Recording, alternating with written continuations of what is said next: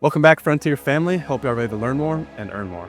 In this episode, we have Justin Snyder, the founder of Forrest Super Foods, the trusted e-commerce marketplace for pure, high-quality, and organic superfoods. Justin started his company from his spare bedroom in Australia back in 2011 and has scaled his business to over 8 figures per year. He bootstrapped the entire journey, zero equity, zero loans, and he's here today to help us understand how you can do the same for your next venture. So, let's get into it.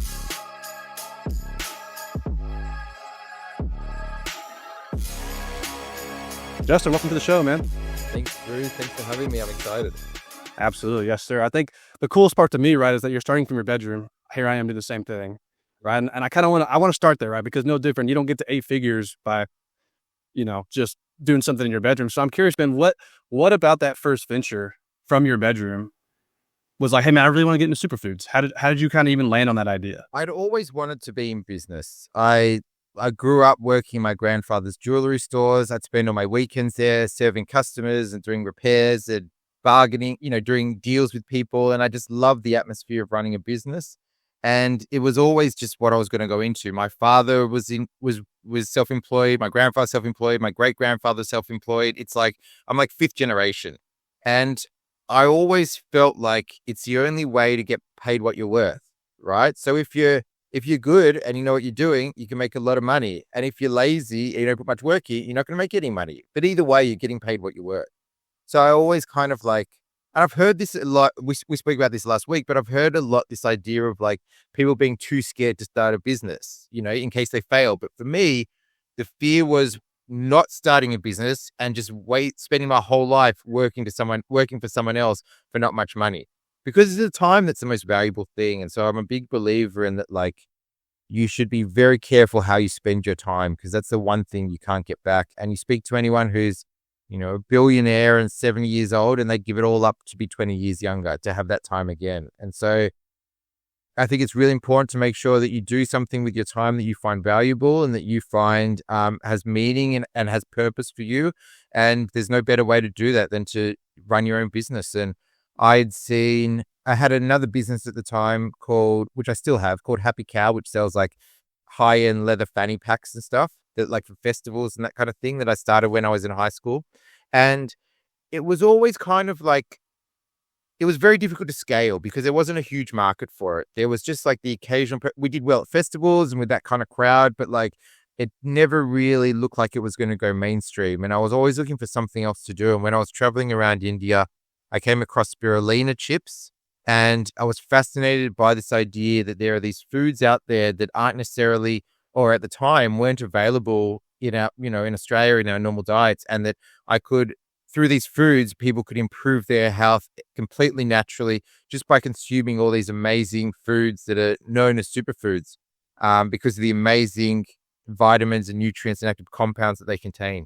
And so I thought about it for a couple of years, and then when I was about 28 or so, I said to my best friend at the time, who hated his job in corporate mining, I said, I've got this idea for a business. Do you want to quit your job and do it with me? And so we started then from the bedroom. And I think one of the big mistakes people make when they start a business is they go straight out and take on loans and take on debt.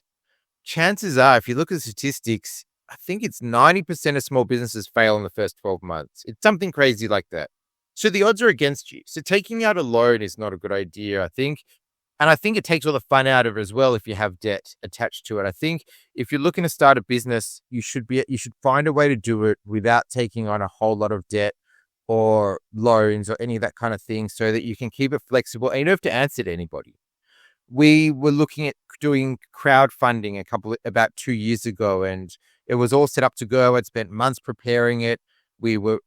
Everything was ready.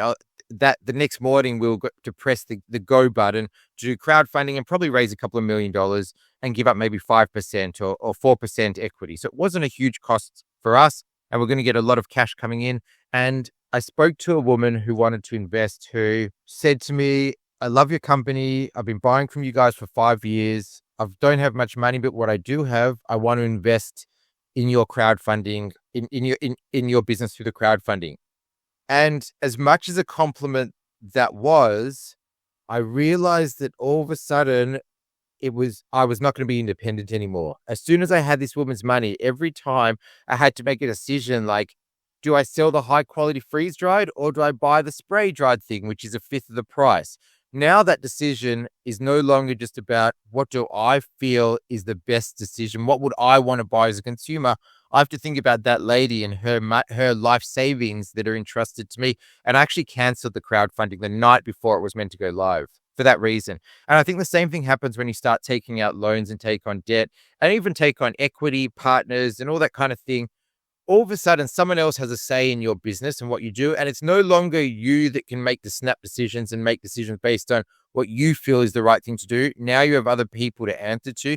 Even if they only have 1% of the business or less, they still have a portion of that of the company and they still have a say in the business.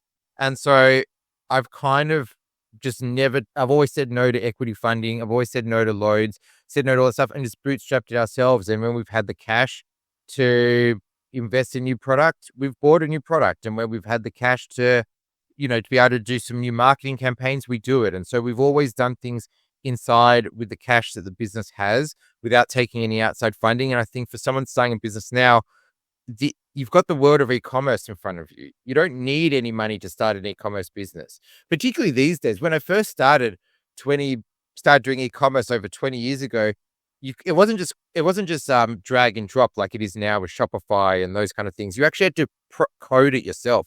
So I coded a website that looks, I don't know if you ever see the Simpsons episode where Homer starts a website, but it was like that with like all these spinning little GIFs everywhere. It was awful. But like, that's what you had to do back then in order to start a website. There's a huge learning curve in order to build a website. And a website always, up until our website kept crashing 6 months ago. And so we swapped to Shopify. But like, there's been ongoing issues and every day gets easier and easier to start a website. And you can start a website now with no money, with an idea.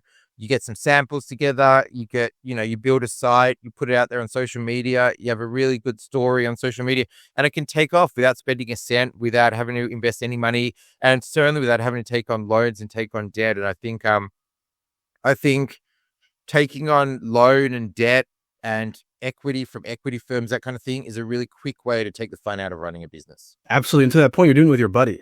So like you're doing with somebody that you already enjoy having time with. So why throw a third person in there and make it awkward? So, but to that point, so what was the kind of the initial investment? Like, were you throwing some money down, into your point, doing samples, kind of sampling the market? Like when you came back, what was the initial investment and how are you going about pushing some of these new superfoods you were just learning about?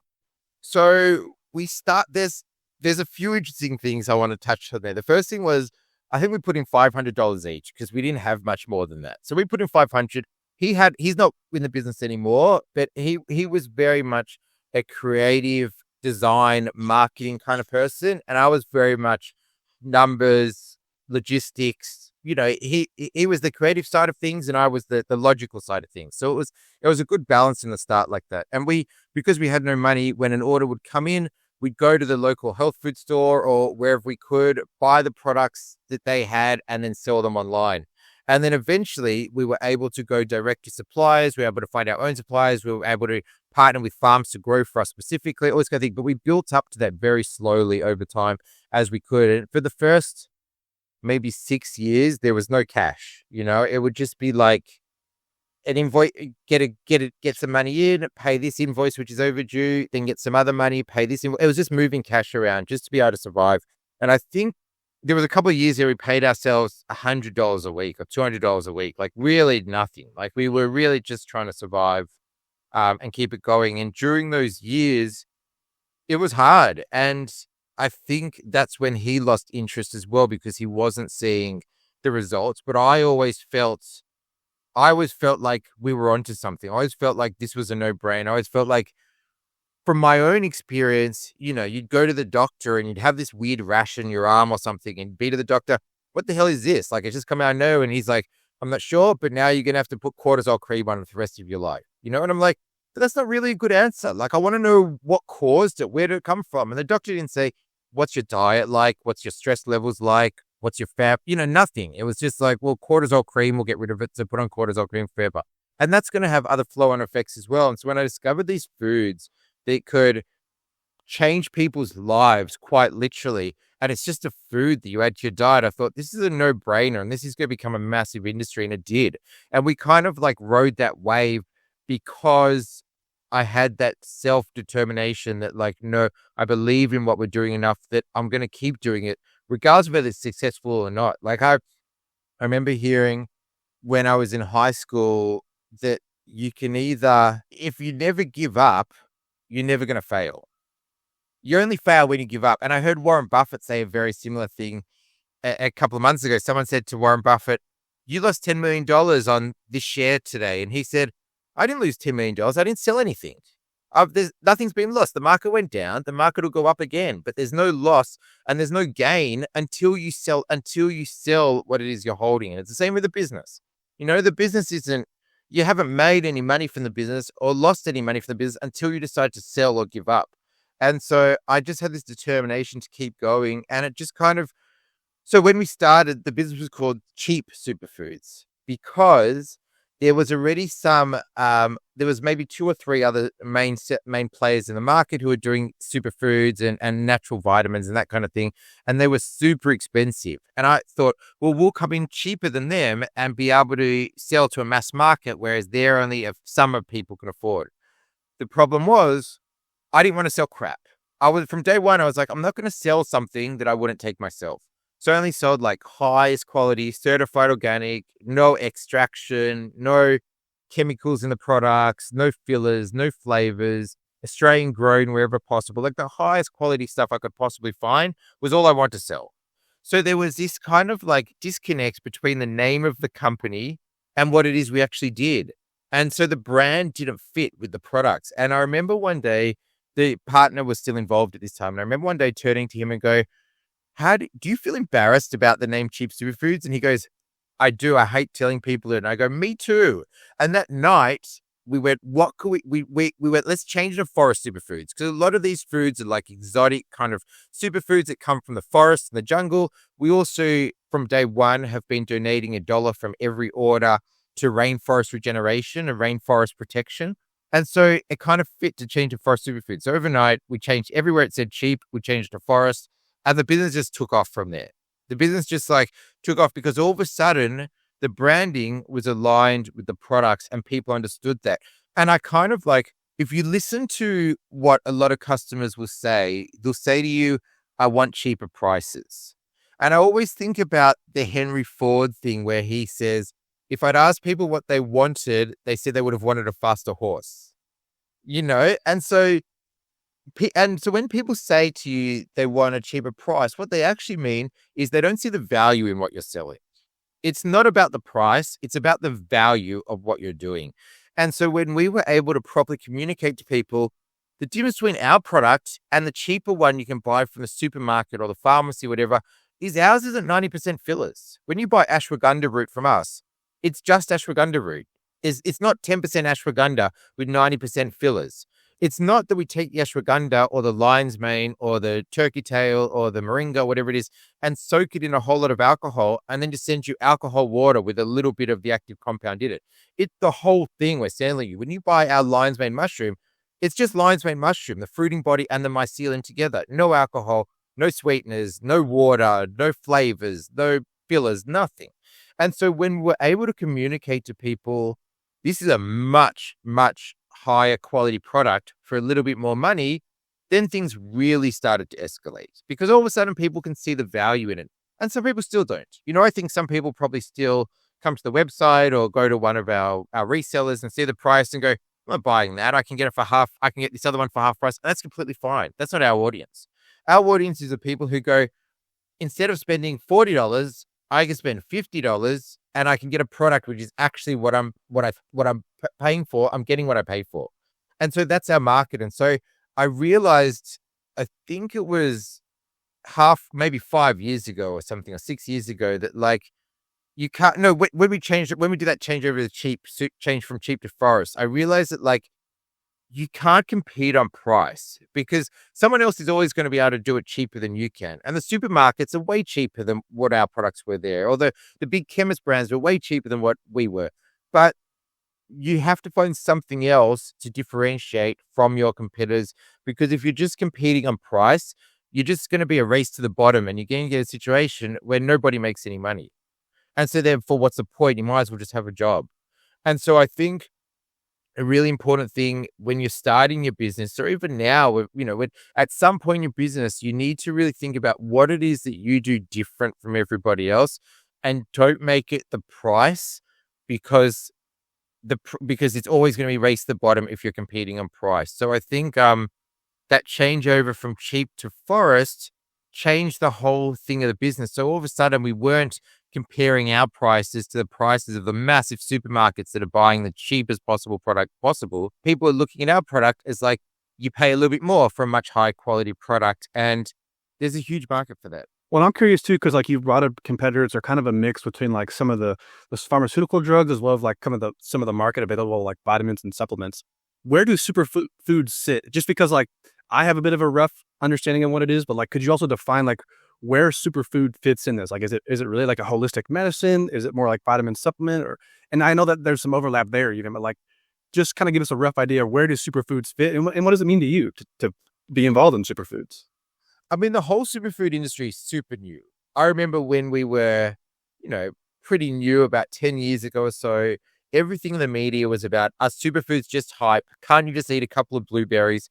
Can't you just have some broccoli? This is all just marketing hype. And that conversation's got away now. It's become part of the mainstream ethos now, the whole idea of superfoods and supplements and vitamins. And you hear people like Joe Rogan have got massive followings saying, it's crazy not to supplement and not to take vitamins and that kind of thing. And I think before, so if you go back, let's go back 150 years ago, there was no pharmaceuticals. When people got sick, there were plants that they took. There were plants, there were mushrooms, like the mushrooms have been used in Chinese medicine for thousands of years. The ashwagandha and the moringa have been used in Ayurvedic medicine for 1,000 years. There's all these humans took plants in order to improve their health and their well-being. And then the pharmaceutical industry kind of started, and it became this whole thing of like, it turned it into a business. And so it became about taking something like a plant and finding a way to patent it by adding alcohol to it or by making some kind of changes to the DNA or whatever it was, in order to make something that was patented that they can then sell as a proprietary product. And the pharmaceutical industry did something very clever. They took over the universities. And so they donated huge amounts of money to the universities. And so all the universities were in the pocket of the pharmaceutical industry. And so the universities started talking about plants being quackery and rubbish and hokey pokey and the only way to get healthy is with synthetic pharmaceuticals, that kind of thing. And now, if you fast forward to now, I think we've gotten to a stage, particularly in the last 10 years, where a lot of people have had that same experience that I had with the cortisol cream, going to the doctor with certain ailments and stuff that the doctor wasn't really able to fix and wasn't really interested in fix, and said, here, take antibiotics or take cortisol or, just be on these statins for the rest of your life or whatever it was. I think people have gotten a bit disillusioned with this idea of Western medicine, because I think a lot of the time you take a pharmaceutical and it creates all these other issues, and then you need another pharmaceutical for that. And it becomes this kind of like never-ending cycle when you're kind of in the system and having to take many drugs over and over. I'm not against Western medicine. I think there's certainly a place for it. And I think human beings wouldn't be living anywhere near as long as we would now if it wasn't for antibiotics and a whole lot of other medication. But I think we went too far. And that's what we do as human beings, as a society, is the pendulum swings too far one way and then it swings back the other way, because we're always trying to get the equilibrium. We're always trying to get to the middle. And you see the same thing now, particularly in the US politics. We went so far to the left that like no one could tell you what a woman was. And now we've gone so far to the right where it's like, Trump banning, all that stuff in schools. And so like, that's what humans do, is we swing from one side to the other. And so I think people became so disillusioned during COVID, especially became so disillusioned with Western medicine, that people started to look for other alternatives. And superfoods and supplements and vitamins are that other alternative. And there's actually scientific benefit to all these products. So like something like ashwagandha, there's heaps of scientific studies out there that show ashwagandha naturally reduces cortisol levels in the body. Something like moringa leaf, there's studies out there that compare moringa to some of the main pharmaceuticals that reduce inflammation, and found moringa worked as well or better then some of these pharmaceuticals are reducing inflammation in the body. There's been studies on lion's mane that have shown that it can help to regrow damaged nerves in the brain. There's all these different studies that support this stuff. But on top of that, there's a lack of nutrients in the food that we eat. So there's been studies where they've looked at the nutrient profile of an apple from the 1950s compared to now. And they've actually found that you would need to eat 14 apples now to get the same nutrients that you would have gotten from one apple in the 1950s. And a lot of that comes down to soil degradation that I think we touched on when we spoke last as well. But with the constant tilling of the soil, the putting chemicals in the soil in order to be able to sustain a monoculture, all these kind of things degrade the quality of the food. And then also the supermarkets freeze it for ages and in order to be able to sell it when they need it. And there's a lot of stuff that's happening to the soil and the food that grows in the soil that's causing the food to have nutrient degradation. And so I think we're not getting the same amount of nutrients and vitamins in our normal everyday diet as what we would have gotten a few decades ago. And so I think there's a big place in our diet for things that just have a lot more nutrients and vitamins than the everyday food that we eat. And that's why I think greens blends have become so popular. We do something called Australian greens, which is like broccoli, kale, wheatgrass, barley grass, alfalfa, and kale, I think. And it's sweetened with green apple. So it's got this really nice flavor. Everything's Australian grown, everything's certified organic, but it gives people all of these nutrients in just a couple of capsules a day or a teaspoon a day. And then I think there's other things that have certain compounds in them that aren't found in our everyday diet. Something like lion's mane, which is probably our best seller, the lion's mane mushroom.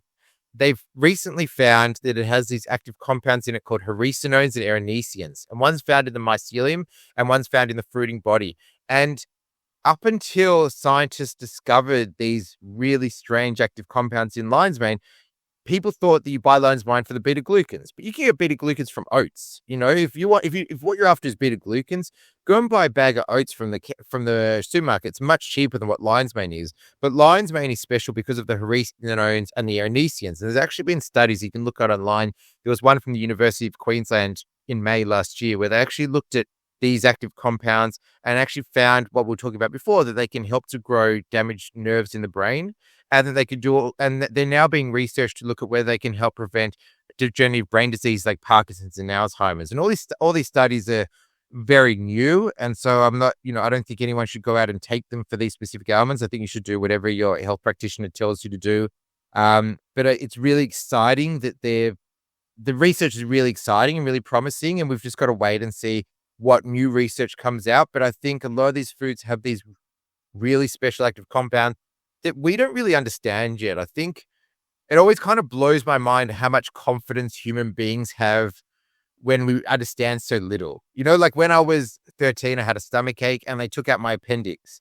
And I remember the doctor saying, you don't need an appendix. It doesn't do anything. It's left over from when humans used to eat grass, millennia ago or something. I was like, okay. Well, now it turns out that no, actually what the appendix does is it repopulates your gut with good bacteria when you have a stomach issue, or your good gut bacteria gets killed in the stomach. It stores it there and it repopulates the stomach. So there's definitely a need for the appendix, but they didn't know. But like human beings and, particularly I think it's in the Western medicine thing, we have this idea that we know everything and there's nothing more to know. And so, but I think that's wrong. And I think that's been proven to be wrong and over and over again. I think the best thing to do is to do things as close to how nature does them as possible. I think nature is so complex and so advanced that it goes beyond our understanding. So what we do is we take all of our products and go, how can we provide this to people as close to how it is in nature as possible? So when we grow the lion's mane, and then we harvest the lion's mane and the mycelium, freeze dry it, because that minimizes the nutrient degradation that happens during the drying process, and put into capsules.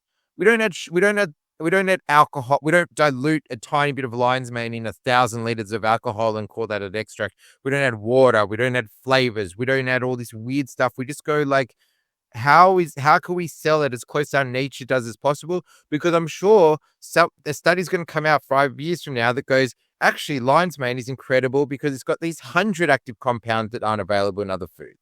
And as soon as you start stuffing around with how nature does it, you're starting to lose some of that stuff. So when you put the lion's mane into alcohol, all the alcohol can pull out are the parts that are soluble, the starts that are going to be drawn out by the alcohol. There's a whole lot of other compounds in the lion's mane that the alcohol can't draw out. And what do most people do? They take the lion's mane, dunk it in the alcohol, then take out the actual whatever's left of the lion's mane and throw it in the bin.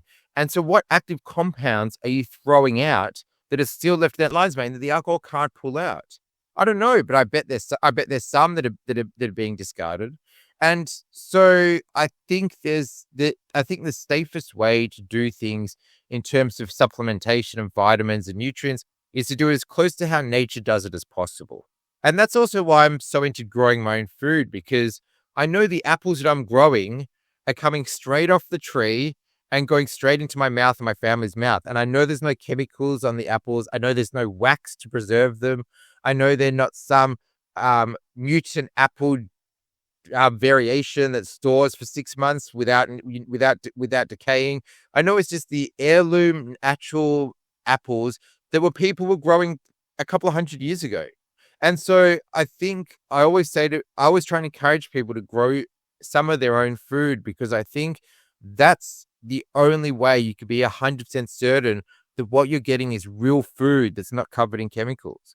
And I think there's been a lot of court cases recently against glyphosate, and other chemicals like that. And they've actually, there was a study that came out last week where they found that even tiny amounts of glyphosate in your diet can cause massive weight gain because it screws up with your metabolism, that kind of thing. And I think we're going to get to a stage where we can't believe we used to spray chemicals all over our food. I think that's going to become like smoking. I think it's going to become like, now when people go of course smoking's bad for you. There's no even argument. But 10 or 20 years ago, it was debatable. There was lots of studies that came out that actually smoking's completely fine. It doesn't cause any issues and there's no problem with it. And that's where at that same stage now with using chemicals in the food. And so that's why there's some studies that show it's really bad for you. And there's some studies which, who knows, they're being sponsored by the show. Actually, there's no problem with consuming these chemicals. But I don't want to consume them. And so I won't sell products that have them. So for example, every single other competitor that sells the ashwagandha or moringa or anything else that comes from overseas, they just irradiate it when it comes into the country. They just spray with heaps of radiation in order to kill the bacteria so they can sell it. Whereas I don't want to do that. So we sell everything certified organic so that when it comes in, it can't be irradiated. And so, because I don't want to consume stuff that's been zapped with a whole lot of radiation. And so I think there's a lot of people out there who kind of think the way that I do, or maybe and I think there's going to be a lot more as time goes on. And so we go to great lengths to make sure our products don't have chemicals in them by getting them certified organic. So there's an independent audit to make sure they don't have chemicals. We test everything for heavy metals. We make sure it's not irradiated when it comes in. We do a whole lot of different things to make sure we do a lot of the manufacturing in-house so that we can control what's going on. And so I think at the end of the day, you have to believe in what you're doing, because you're going to have times when it's difficult. And I think I've never really understood this idea of I have values and morals in my private life, but when it comes to business, I'm cutthroat and I'll do whatever it takes in order to win. I don't think that's necessary. I think that's a fallacy to go, you need to drop your morals and values in order to make your business successful. I don't think that's true. I think even more important than that is you need to be able to look yourself in the mirror. You have to be comfortable with who you are and the actions you've taken.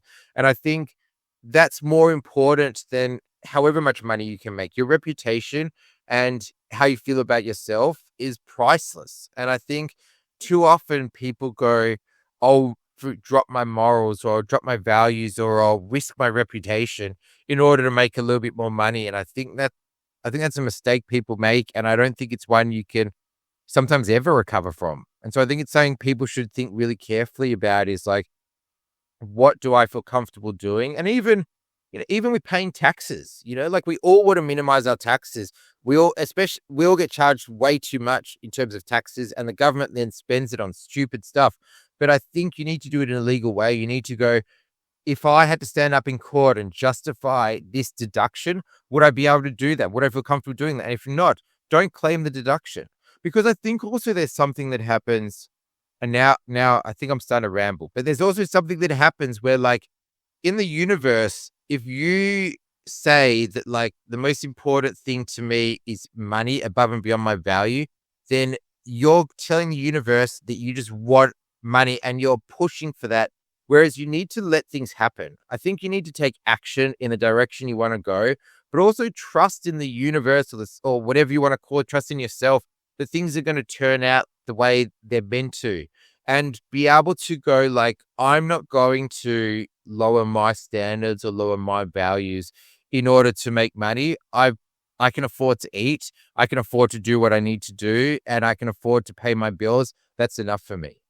And I prefer to hold on to my reputation and hold on to my self-worth rather than risk all of that in order to make a little bit more money. And I also don't think it works. I just don't think in life that like you end up benefiting from doing something like that. And so I think I want to say to like, the young entrepreneurs out there, hold on to your morals and use that as your compass for your business. And it will attract other people to you who value the same things you value. Hey, Frontier family. If you're finding value in today's episode, then Nathan and I want to tell you about a Facebook and LinkedIn community we're trying to grow of like-minded entrepreneurs who want to learn more to earn more. We share and discuss relevant topics, strategies, ideas, and overall ways to grow your net worth. So, if you're interested in learning more, check down in the description of this video or this podcast to find the links to those pages. All right, let's get back into it. Well, I think a lot of that too, right, is a lot of your approach is being very transparent and being well-grounded, right? You're not going out of your way to kind of make a buck here and there. And I think you've recreated that in your business, right? And I think some people struggle to do that too, like where they may cut a corners because they've struggled being the good guy or doing this the right way when someone else is sourcing it from China for cents on the dollar, right? So to that point, though, I think a lot of people's approach is to struggle in marketing. So how have you effectively marketed a product that, to your point, not a lot of people know about? And a lot of your job is then educating. Hey, did you know this is out there? And yeah, hey, I'm a little more pricey, but here's why. Could you talk to us a little bit about your approach to kind of launching a new product, if you will, to the market and educating and being transparent and how you approach that to your audience? I think a big part of our success is the word of mouth. I think particularly with health foods, what people want is something which is going to solve the problem they have, or maybe with any product. People are looking to solve a problem, whether they want something which is going to reduce their stress levels, or they want a new car battery, or they want whatever it is they want. They're trying to solve a problem. And I think if you focus on solving that problem for people, they will then tell other people. So I think because we get emails every day from people going like, I started taking a turkey tail, and for the first time in 20 years, I don't feel bloated, and like all these kind of things, we get dozens of them every day. And I think when you have that kind of experience and it costs you $50 a month, you tell everybody, like people tell other people. And I think a big portion of our business comes from not just repeat customers, which is a massive part of our business, but like people telling other people, hey, I bought this product from Forrest Super Foods and it did amazing. We did a study about a month ago looking at people who had purchased our ashwagandha, and we surveyed a couple of hundred people, and we asked the people who had bought the ashwagandha, have you tried other brands? And if so, how did it work compared to our brand? And it was something like 92% of people said the Forrest Super Foods ashwagandha worked better than any other brand they tried. And so if you have issues with stress and anxiety, which, pretty much everyone does from time to time, I think, and you find something which really works for you, which is a natural solution, which doesn't cause you side effects, which costs you $50 a month or $50 for a bottle of 120 capsules, and you get really good benefits from that, you're going to tell other people. And so I think a lot of our education is done for us by people telling other people. But I think also I like to give people the facts. So there's studies out there which have compared, for example, freeze drying to all the other drying methods, sun drying, spray drying, whatever, dehydrating, all other kinds of drying methods. And the freeze drying was found to be superior in terms of the nutritional profile to all other drying methods.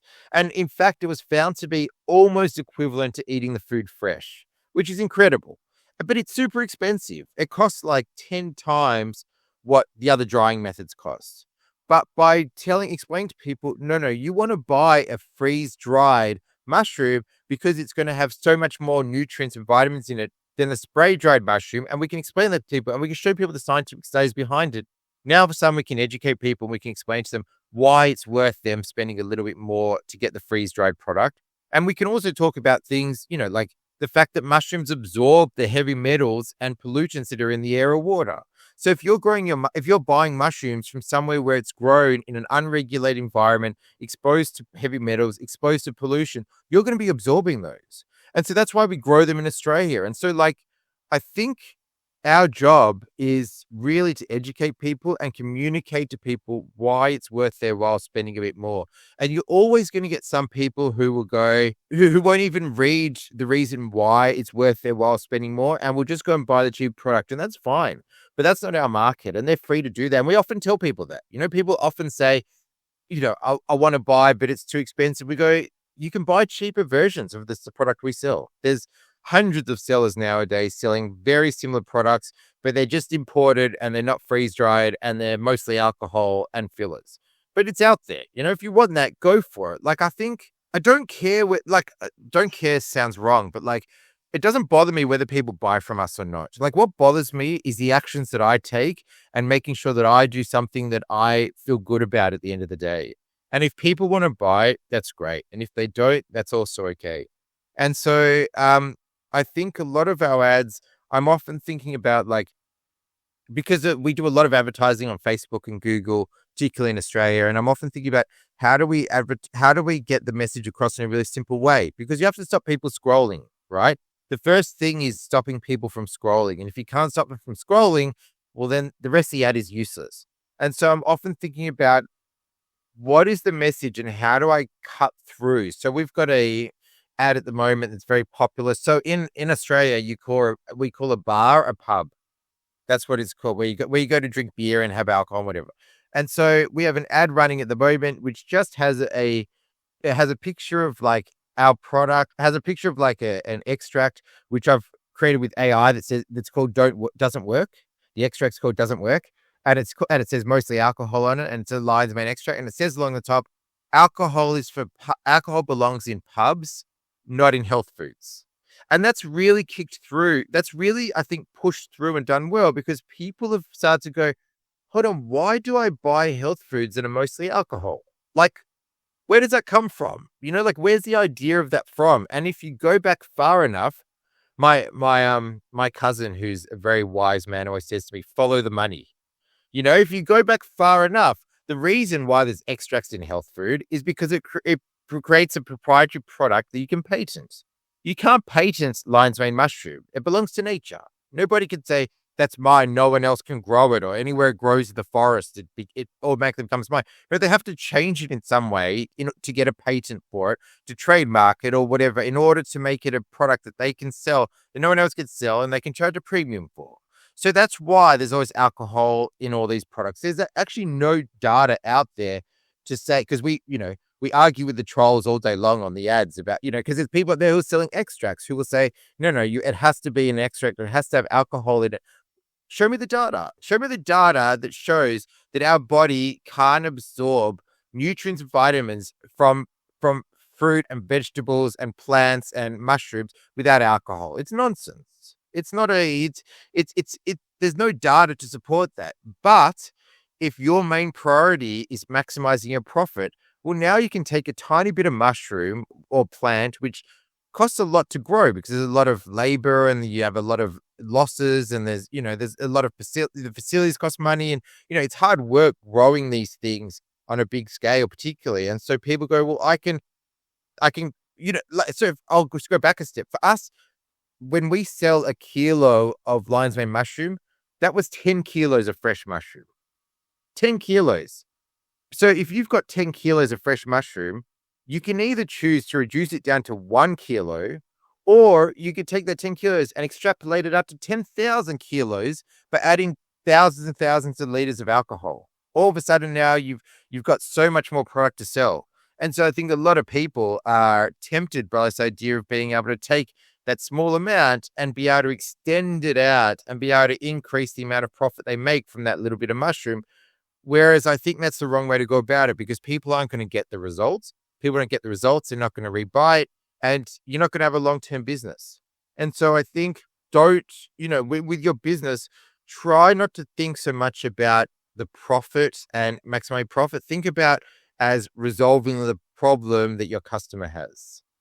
Make that your focus. Be obsessive about resolving the problems of that your customer is coming to you to resolve. And I think the profit will come on its own, as opposed to trying to just maximize profit and always having to find new customers. If we stopped advertising, so it's happened to us before, but if, tomorrow Google and Facebook banned us and all of a sudden we can't advertise anymore, the business would still do great. We'd have a drop in sales because we'd lose some of that new customers, but we would still be a very profitable business because we have all those existing customers and all that word of mouth. And I remember this comes back to 30 years ago when I was working with my grandfather in his shop, and there would be a economic downturn, and all the other jewelry stores in the block would be struggling, but we would sell plenty of customers. And he would tell me, look after your customers and they're going to look after you. It's not about tricking people into making a purchase. It's about educating them into making their first purchase, and they come back and make 100 more purchases. Focus on having a long-term business. Don't focus on just making as much profit as you can right now. And I think that's super important. I think having a long-term focus is super important. And also living within your means. Like, I think we have this weird idea now that if we get this new car or we get this, new thing, that we're going to be happy. And if you think back to all the times you got new, fancy, expensive things, they make you happy for a maximum of a week. And then it's just normal. It's just a normal thing. It's just, you get in the car, you drive to work. You don't even think about the fact that you've got this fancy car or whatever it is. And I think, and it's something that Warren Buffett talks about a lot, is like, live within your means. However much you earn, spend less than that, because it's not, you're not spending more money isn't going to make you more happy. And so I think if you live within your means and you don't focus on trying to become happy or improve your self-worth through buying crap that you don't need, you don't have then the temptation of trying to make a quick buck either, because you don't need to. You're living within your means. You've got plenty of money to pay your bills, and you find other real ways to make yourself happy, whether it's through relationships or through cold plunges or through exercise or through hobbies or through your business or talking to a mate or whatever it is, whatever ways it is. All of a sudden you retrain your brain to find ways that really, to do things that really do make you happy, as opposed to just consuming crap all the time you don't need in order to make you happy when it's very short-lived. And so when you were going to market and you were kind of presenting this new idea to people, right? And to that point, they're looking for just kind of the next quick thing, the cheapest thing. How are you getting those first few customers and kind of trying to prove to them that, hey, I'm not trying to make a quick buck from you. I'm really trying to do the best I can here. What was your approach of like going to market to kind of prove all the things that you had behind you in this product? How are you marketing that to kind of that first batch of customers? I think authenticity. I think people can feel authenticity, and at the same time, they can sniff out when you're not being authentic and you're not being genuine. I think there's something that happens, when you meet somebody and you just have this feeling like there's something dodgy here, and you keep your distance. And like, we have this innate sense of sixth sense or whatever you want to call it. And I actually listened recently to an interview with the woman from Telepathy Tapes that has actually found that, we do have, like, she's been doing scientific studies on autistic kids and found that 100% of the time they could talk to each other and other people with through telepathic means when they're nonverbal, like crazy stuff like that. And there's been all these studies that have pretty much proven now that's possible. And she was saying she thinks we've all got that ability, but we've kind of lost it because we've been so focused on the physical world and the material world and what we can feel and touch. And so, like, I think we have this innate sixth sense within us and this gut, what we call gut instinct. And I think people pick up on that. And so I'm always trying to think about how can I be as authentic as possible in the videos I do and the way I communicate with people. And so that comes down to like the marketing that we do. So everyone else, all our competitors are using influencers and people they pay to push their product. We just use genuine reviews from customers. Like the videos, if you look at the videos that we use for our ads, they're not perfect. There's not good lighting. They're not, people who are like dolled up and all this kind of thing. And they're just real human beings, real people who have purchased our products and felt real genuine benefit from it. And they want to tell other people about that. And so that authenticity comes through. And so people start to go, oh, wow, they can relate to people because it's not some professional influencer or some professional video person on video. It's just like a normal person going like, I bought this lion's mane and my brain fog's gone. And all of a sudden I can think clearly again. And people then, and that becomes something that people really engage with because they know it's authentic and they can feel that it's authentic. And then that reflects on the brand as well. And people go, this is an authentic brand because they're using real people and real situations to communicate how their products work. And then people buy for that reason. And so I think it's really important to be authentic in your marketing and your and the way you come across to people and your forward facing stuff. And I think particularly in the days of TikTok and Reels and all this kind of stuff, like people engage with what's genuine and what's authentic. And I think that's a big way that we're able to cut through all the noise. And also just by we're trying to fine in a lot of our marketing as well, but really just giving people the facts. There's, I've got a video that's been running on Facebook ads for 3 years now. And the video is like, we could make our mushrooms cheaper. We could stop making them in Australia and bring them in imported and not be 100% sure what we're even buying. And we could, instead of freeze drying, we could spray dry them because it's so much cheaper. And instead of just selling you the whole mushroom with the mycelium, we could sell you a whole lot of alcohol and fillers and flavors. But then again, we're not going to do that because then we would have a cheap, crappy product and we don't want to sell cheap, crap products. And that resonates with people because you just give them the facts. And so I think a lot of it's just about communicating the facts to people. And that comes down again is like to, again, having a way to differentiate from your competitors. That's not about price, but it's about why your product's better. And then you're going to find a market for that product. And there's going to be a lot of people out there who are happy to buy it because it's better. And to that point too, proving that it's that, right? Not just saying, yeah, I mean, hey, I did the best I could to find this on some website or the next best person I knew, my cousin's buddies, whatever. Hey, he does this. Yeah. To that point, what I love about you is that you're involved in it, right? Like to your point, some of the people you work with, you mentioned previously, hey, sometimes I annoy them because of how involved I am in that process. I'm just curious, just to give us some perspective, could you talk like how involved you are in proving that, hey, no, this is what I say it is. And again, just for transparency, hey, that's literally how far I'm going to prove that that's what we're doing. I think some of it comes from making mistakes. So like for a long time, we weren't manufacturing in-house. We were getting other people to manufacture it for us. And they kept making mistakes because they don't care. They don't care if they put the wrong thing in the wrong bag. They go, the guy doing it for $10 an hour, putting stuff in the bag. It's not his, he doesn't care if you put the wrong product in the wrong packaging. And, someone else doesn't care if they, I don't know, they don't clean down properly before they start the new product or that kind of thing. So I went, no, I'm going to do all the manufacturing in-house because then we can control the quality of the manufacturing. Then people really do care because they're responsible.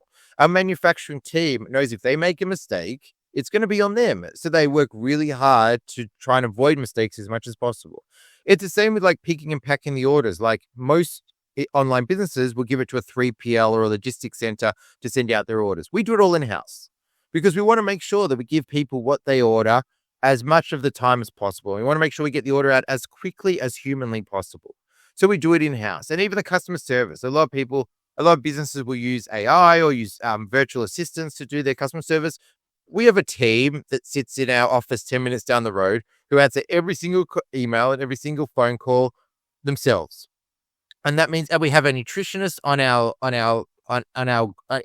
as part of our team who's there to help people with any questions they have. Someone goes, I'm not sure whether this is right for me. I don't know what I should be taking. They can book a free appointment with our nutritionist and get free advice from her. And she's been a nutritionist for 25 years. She's incredible. And so I always, again, it comes down to that whole thing of like putting the product first. If we say we have the best quality on the market, how do we make sure that we have the best quality in the market? Okay, we manufacture everything in-house. We do certified organic. We do Australian grown. We do the pick and pack in-house. We do the customer service in-house. We make sure we only buy the highest quality product. If we have a choice, sometimes we sell out a product because we have these massive surges and we don't have enough stock. In those situations, competitors who might be doing exactly what assuming somebody's doing what we're doing, there is nobody, but assume somebody's doing exactly what we're doing. There's a temptation when you sell it to then just go buy a cheap inferior product until you've got new stock because you're on to miss out on sales. But I would rather be sold out and lose sales than sell crap. And so by doing that, there's a short-term loss there, but there's a long-term gain because that helps our reputation and the customers understand. We sent an email out. We've got about 50,000 people that get our emails every couple of days. We send out another email. We try and make them as health focused and as about building your nutrition and building your health naturally. And so we had one the other day that was, this is why we don't sell Australian grown moringa, because there are people now growing Australian grown moringa and we don't sell it because they put chemicals all over it. You can't buy organic Australian moringa. They put chemicals all over it because there are these mites and other insects that eat the leaves. And so we're working with some farms now. We're partnering with farms to grow it organically. At the moment, no one grows it organically, so we won't sell it. So we sell the certified organic moringa, which comes from farms in India where it's been grown in this certain region of India for thousands of years. It's independently audited to make sure that it doesn't have any chemicals and it's organic. There's no GMOs. And then we bring it in. We make sure that it's not irradiated when it comes in. And then we test it for heavy metals to make sure that it doesn't have heavy metals. And so we go above and beyond to make sure the product we have is the best product possible. And that comes across to people. When they're on the website, they go, oh, they've got a heavy metal test. Oh, it's certified organic with Australian certified organic, or whichever body it is. Oh, it's got, it's just the leaf. It doesn't have these other things in it. And there's all these real people, thousands and thousands of real people going, this product worked for me when I've tried a whole lot of other ashwagandas on the market and they did nothing. And so I think you have to live by it. I don't think there's any shortcuts. I think you have to live by it. You have to make the mistakes and you have to go like, how can we is this the best product on the market? And if it's not, how do we make it better? And how do we do that? And so I'm constantly involved, and I think some of my staff would say I'm OCD, but I'm constantly involved in the business and like looking at how do we make things better and how do we make sure we're selling the highest quality product possible and how are we as honest as possible. Like we don't, there's no fluff. Like we don't do any bullshit. We don't do anything that's like against regulations. We don't do anything. We just try and do everything as much as we can by the law and as honest as possible and to the highest quality we can. And then, if the business for whatever reason goes bankrupt in a month from now, I'm going to be happy. I'm going to sleep well at night because I know I've done the best I can. And I didn't give up my reputation or my morals or my values in order to make a quick buck. So whatever happens, I'm happy. Absolutely. And I think building on that too, like you even talk about the products you have and improving the products you have. I think some of that too, especially when it comes to e-commerce, there's a little bit of that first to market or just the first one to be, on the newest thing or whatever. And to that point, you'd have a little bit of a barrier like, hey, if something's new, but let me test it. Let me vet it first. I'm just curious if you have any advice or some previous experiences of, hey, a new product came out.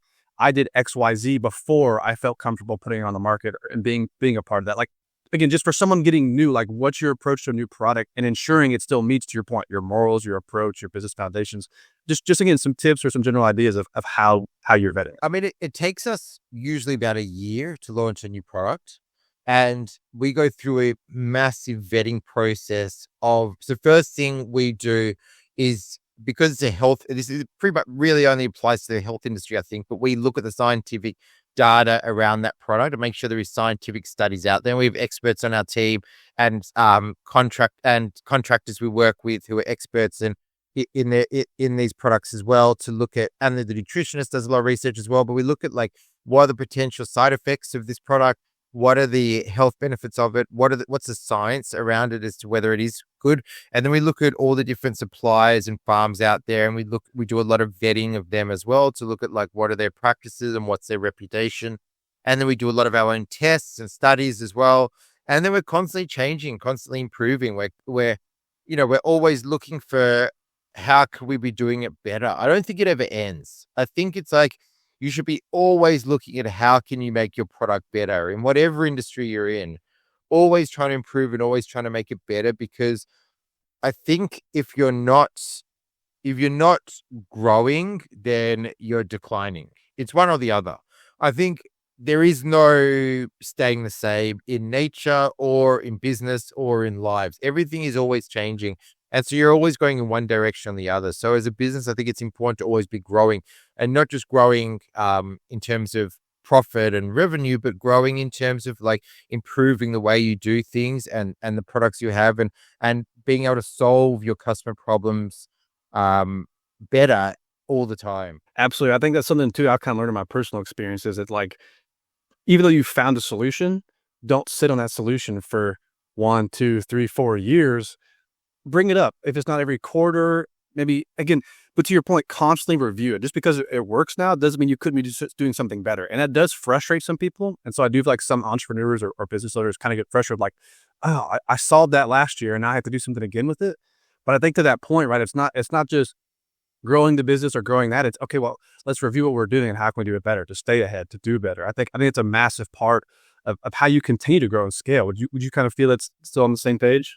Yeah, and being willing to change your mind as well, I think. Like, for example, a couple of years ago, all the competitors were saying that our product was rubbish because it had the mycelium in it. They said you're adding the mycelium to the mushrooms as a way to add filler to make the product cheaper. Well, now it turns out there's active compounds that are only found in the mycelium that aren't even found in the fruiting body of the mushroom. So you need to have both together in order to get the full spectrum of benefits within that mushroom. So like the science now has resolved, but if the science had gone the other way and said that, no, the mycelium's just complete fillers, it's a total waste of space, you just need a fruiting body, we would swap to just selling fruiting body. If it turned out that was a high quality product and that was going to be better for our customers, we would do that. So I think, yes, as an entrepreneur, you need to be able to make decisions quickly and be able to look at the different options and be able to choose one of the options and go with that, but also be willing to change your mind. And, I love that, going back to Joe Rogan again, but he's got that thing of like, your ideas are not you, they're just ideas. And so don't be married to your ideas. Be willing to change your ideas when new information becomes available. Our only priority is offering the best quality, the highest quality supplements on the planet. That's it. And if it turns out the freeze drying is rubbish and destroys the active compounds, we'd stop freeze drying. Or if it turns out, selling the products here in capsules or glass bottle, whatever it is, we would pivot in order to keep fulfilling that promise. And I think that's, as inconvenient as that is to do, as sometimes it's inconvenient to change and to redo everything. I think you need to think about what's your priority, what is that makes your business different, and make all decisions through that lens. Like, is this, we're choosing between selling an imported lion's mane or an Australian grown lion's mane. It's just about which is the higher quality lion's mane. And that's what we're going to sell. And so I think once you know what it is that makes your business unique and what it is that's your number one priority as a business, what is it you do different, you make all your decisions through that lens, and decision making becomes easy. And I'm curious too, to that point, as you've grown and scaled and hit new markets, right? Now you're growing into the US. Has any of that approach to the educating or any of that changed just because there's maybe a different like market culture or audience? Like, again, to your point, you're still maintaining the roots in the day. Like your foundation's just, hey, the purest, the most organic, the most high quality. Recognize that hasn't changed. But like, just because I have you here and I can ask it, right? Because, you're in a different country and now you're in the US, do you feel like there's a different approach, or is it really just the same approach? Just constantly restating the facts and showing the audience the transparency. Is there any differences? It's exactly the same. And we've always had a lot of customers, but even before we had a US website, we've had a lot of people buying from the US from our Australian website. And I think in some ways it's easier because Australia has such a good reputation for having high standards in terms of agriculture and growing food. And the fact that the majority of our products are Australian grown, it kind of makes it easier. Whereas I think in Australia, we don't have that same kind of reverence for Australian grown products as what there is overseas in Asia and America and even Europe. Australia has this really good reputation for clean air, clean water, high quality agriculture and production. And so in some ways it makes it a lot easier. I think, and America's such a big market as well that there's so many people, Australia is 20 million people. It's a tiny country, whereas the US, I think, is 320 million now or something, 350 million, I think, in the US. So it's a massive market. So we're kind of just taking what we do in Australia and doing it again and really focusing on that Australian grown aspect, because that's obviously what we have different to all the US grown mushrooms or the mushroom cells that are importing from overseas in the US. So we just really focus on the Australian grown thing. And it's just, we're just doing the same thing we've done for 10 years, just trying to educate people and just explain to people why it's worth spending a bit more to get a much higher quality product. And do you see any of the trends kind of changing with the time too? Like, are for both markets, I'm not just talking the US at this point, for both markets, do you see any new trends in the supermarket? Like, is it becoming easier to talk about the product, or is there still a lot of audience to educate and talk to? And are there new products coming out? Just looking for like, what's the latest edge for some of the superfoods? I think it's an industry that just keeps growing more and more, and the mushrooms are set to be massive in 2025. And I think the superfoods is I think health in general is a massively growing industry, and I think everybody's looking at how they can become more healthy, and which is awesome. And I think superfoods are going to keep growing as an industry, and we've got a lot of new products coming out in the next 4 to 6 months. But yeah, I think it's an exciting time to be part of it. And I think people are really waking up to the idea that they can, they can optimize their life through adding more foods to their diet. There's very little to lose and so much to win. And there's, it's $50 a month or $60 a month for something like lion's mane or a pure ashwagandha, and it can literally change people's lives. And I think it still blows my mind. It still amazes me. These foods still excite me. And sometimes I'll be reading through customer reviews or watching a customer review video or something, and I'll get excited and I'll be like, run to the cupboard and get some lion's mane and take lion's mane because I've just heard this amazing review. And I think it's a really exciting time to be in the health industry. And I think more and more people all the time are waking up to taking action and taking control of their health and improving their lives. And I think, I think everybody should be looking at how can they live their life better and what can they cut out of their life and what can they add in order to improve their well-being. And, like we said at the start, there's time is really the only valuable thing you have, and it's the only thing you can't get back. So make sure you use your time as best as you possibly can. Yeah. And if someone wanted to kind of jump on the horse today and run with it, do you have a piece of advice, whether we've already mentioned it or not, for someone who maybe kind of wants to have an online platform for health-focused business, whether it be like building the product itself or kind of just be more like a blog to kind of, to that point, build on the market as it's growing? Do you have a major piece of advice for them that would really kind of help jumpstart them on that? Well, they could become an ambassador for Forrest Super Foods. We're looking for ambassadors now in the US, people who can help us educate other people and get the word out there, and they get a percentage of the sales that come in from them, so they can piggyback off what we're already doing in our 12 years of fine tuning what we're doing. But I think it's also, you need to come up with a product and make it the best possible product you can and put it out there. And I think one of the issues, there's two extremes. I think some people are scared to start because they don't want to fail.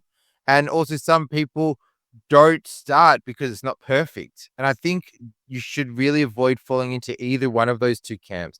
Get it as good as it can be and just put it out there and see what people say and get feedback and improve things as you go. And, do something you believe in. And I think it can take a really long time, but if you believe in what you're doing and you have fun along the way, it goes quick. And I'm excited for this part too, because although you've mentioned 12 years with your current business, you've really been invested in kind of the entrepreneurial spirit for like the past 20 years, right? And with that has come multiple books and podcasts we talked about beforehand. Do you have any good references that you would be willing to like speak to the audience on? Like, hey, I love this podcast or this YouTuber or this book or whatever that you feel comfortable recommending? There's been a lot of books. one that I read when I was in high school that blew my mind was called What They Don't Teach You at Harvard Business School, which was really cool about like building a business, but not in the traditional way. And then I've read a lot of books recently about storytelling. So there's one called The Science of Storytelling, which is really good about how to get your story out and your message out to your customers. And then there's another book that I love called Unreasonable Hospitality about a restaurant that became the best restaurant in the world and how they just went above and beyond to make the customer experience incredible. And what else? There's been a ton of Don't Make Me Think. I really liked as well for like simplifying things and keeping things really easy to understand. And yeah, I think there's I can't even think of the rest of it, but there's been a ton of amazing books. And I think more important is just to constantly educate yourself. It's like constantly be reading and listening to things and reading blog articles and getting newsletters from people that you really, who are in e-commerce, who you really value what they have to say, and just be prepared to be constantly learning, constantly improving it. The job's never done. Think about what you want to do and then always be thinking about how you can make it better. And I think it's also important to take time away from working as well. Like it's very different to like the Alex Hormozy way of thinking about it. All he does is work and his life is work and work's more important than his relationships and he doesn't work is his hobby and all this kind of thing. I think running your business should be part of your life and not your whole life and not your whole identity. And so I'm into martial arts and I'm into swimming and I'm into archery and I'm into chess and hanging out with my family, and there's a growing food, and there's a lot of things that I do that aren't business related. And I think often you'll find that your best ideas come when you're not working. And so I think it's really important to take time not to work, but to always be kind of willing to improve and willing to learn and willing to get better. I think it's, I think if you have the attitude of constant improvement, I think your business will keep getting better and you'll keep staying ahead of the curve. And I really do feel a lot of people will resonate with your message and what you're all about. Again, I think it's a very wholesome and well-grounded approach with a ton of knowledge behind it. So to that point, if someone wanted to reach out to you for some advice, maybe wants to work with you, do you have a spot that they can maybe reach out to you, whether it be through LinkedIn or your email that you'd be comfortable giving out? Yeah, people can email me through LinkedIn, Justin Snyder on LinkedIn. And I reply to everyone, and I'm, more than happy to share information and to, help people however I can. I remember what it was like, being 20 something and starting a business and not having any money and not quite sure what I was doing or what direction I was going in. But I think most important is just keep improving, know where it is you want to get to and just keep getting a little bit better. Do something every day that helps grow your business. That's it. Don't think, don't compare yourself to try not to compare yourself to other people and go, well, his business is worth 100 million and my business, isn't worth $100. Just look at like, what can I do today to improve my business, to get in front of my ideal customers a little bit more, to make my product a little bit better, to make my customer experience a little bit better. Always think about just moving forward, and what we were talking about before about you're either going backwards or forwards. So just focus on moving forward, and you take one step every day, and at the end of the year, you've taken a lot of steps. So, and I know if we had more time, we could hit so many more subjects. And again, you're all the knowledge is coming through. Like I can see it. The more I talk to you, the more we learn, the more we pick up. So I love it. But to that point, for everything that you've mentioned today and all the advice and knowledge you've given, we're greatly appreciated for it, and we wish you the best, sir. Thanks, Drew. It was a lot of fun chatting with you.